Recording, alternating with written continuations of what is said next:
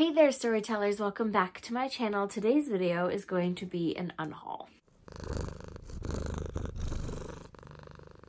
So with all the craziness that went on in 2020 that is still going on, I don't know about anybody else, but I am feeling mentally drained and just cluttered, and I just needed to do something to sort of help free up mental space and energy.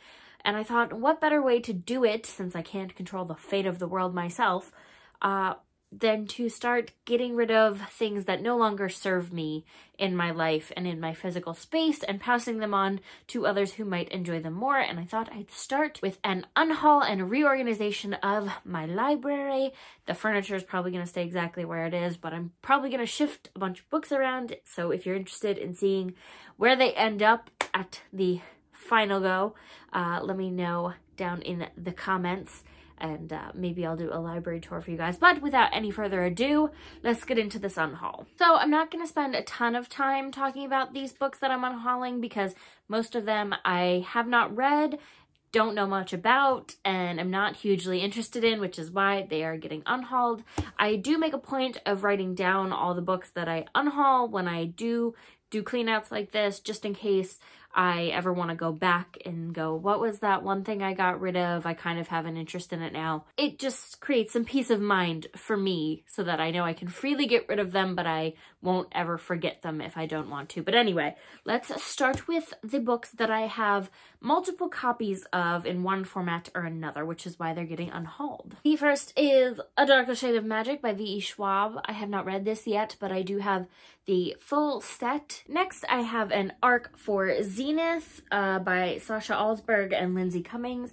I own the final format of this novel as well as its sequel, so I don't need the arc. Next is A Discovery of Witches by Deborah Harkness. I have read this book. I do enjoy this book. I have the whole series on audiobook, and my grandmother is interested in reading the novels, and she has the second one in physical format, but not the first, so I thought I'd give her my copy. And since I have already read A Discovery of Witches, the next category are books that I have read, but I don't have a huge interest in rereading. I liked them, but they're just not ultimate favorites, and I don't feel the need to keep them. So the first is Heretics Anonymous by Katie Henry. Its tagline is a divine comedy, and I just didn't feel it hit the notes that I wanted it to hit, but I did like her writing enough, and I do have an interest in reading some of her other stories. I just don't know that I want to keep this on my shelf. Then we have Well Met by Jen DeLuca. This is a romance set at a Renaissance fair, which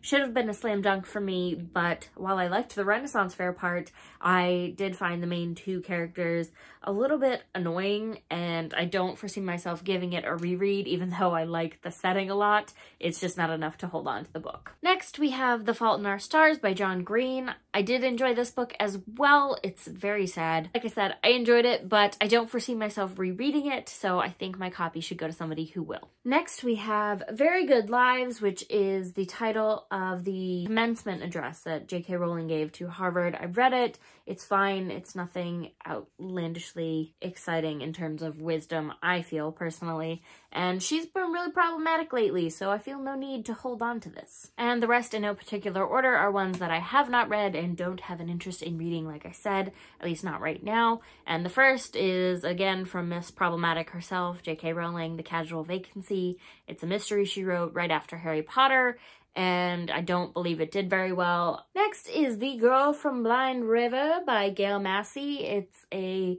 crime thriller of sorts about a gambling family, I think. Next is The 30-Day Money Cleanse by Ashley Feinstein Gersley. I tend to borrow books like this from the library and give them back. I don't think I need it on my shelf. I have another arc called High Magic by Damien Eccles. I actually did read most of this, but I sort of lost interest towards the end there and just didn't feel a need to pick it back up. Next is another arc, Wolves and Roses, Fairy Tales of the Magicorum. Book 1 by Christina Bauer. It follows a character named Briar, I think like Briar Rose from Sleeping Beauty. I don't know what it's about. Next up is a middle grade called The Train to Impossible Places by P.G. Bell. It's about a troll-operated delivery service or something. I've got a fantasy called Fate of the Fallen by Cal Cade. Hidden Figures by Margot Lee Shetterly. I've seen the movie, and I know that's not a wildly comprehensive version of the story. It was interesting, and if I decide to pick this up, I'll go to the library. In a similar vein, we have Dumplin by Julie Murphy. Saw the movie, thought it was cute, enjoyed it, didn't feel a huge need to pick up the book after I saw it. Got a copy of a book I won on Goodreads called I'm a Gay Wizard by V.S. Santoni.